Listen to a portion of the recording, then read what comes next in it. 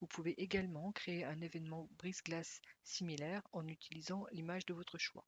Pour cela, vous cliquerez sur Créer un événement, vous vous rendrez dans Trouver sur l'image. Vous pourrez alors aller choisir l'image de votre choix, par exemple l'arbre de blob. Vous reporterez la question dans la fenêtre et vous ajouterez les zones qui correspondront aux réponses à la question. Sans cette étape, les participants ne pourront pas sélectionner les personnages. Donc il faut cliquer sur Ajouter zone. Vous choisirez soit le cercle, soit le rectangle. On va prendre par exemple le rectangle. Et il faudra adapter la zone.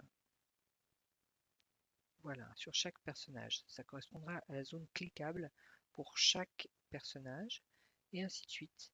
De manière à ce que tous les personnages soient cliquables. Vous pouvez également ajouter une image à côté de votre question. Nous allons par exemple remettre l'image de l'arbre de blob.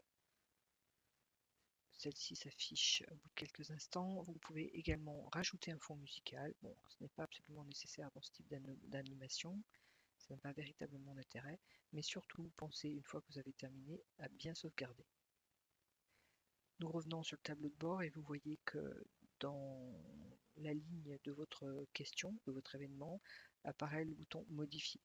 Tant que vous ne cliquez pas sur Afficher et que ce bouton Modifier apparaît, vous pouvez modifier à loisir votre question. Je vous propose un nouvel exemple, cette fois-ci à partir de l'animation Comanche va. Nous allons donc télécharger l'image correspondante. Dans le Comanche va, les participants peuvent choisir jusqu'à 3 expressions différentes, 3 humeurs différentes. Nous allons ajouter bien sûr des zones cliquables comme nous l'avons vu dans l'exemple précédent, de manière à ce que les participants puissent cliquer sur les humeurs, les émotions qui leur correspondent.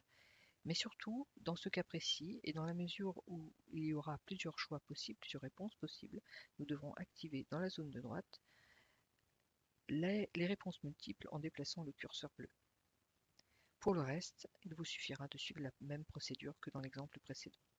Une fois votre événement créé, je vous invite vivement à tester celui-ci en équipe avant de vous lancer dans l'animation avec vos participants pour vous assurer que tout fonctionne comme vous le souhaitez et vous familiariser avec les manipulations liées à l'application.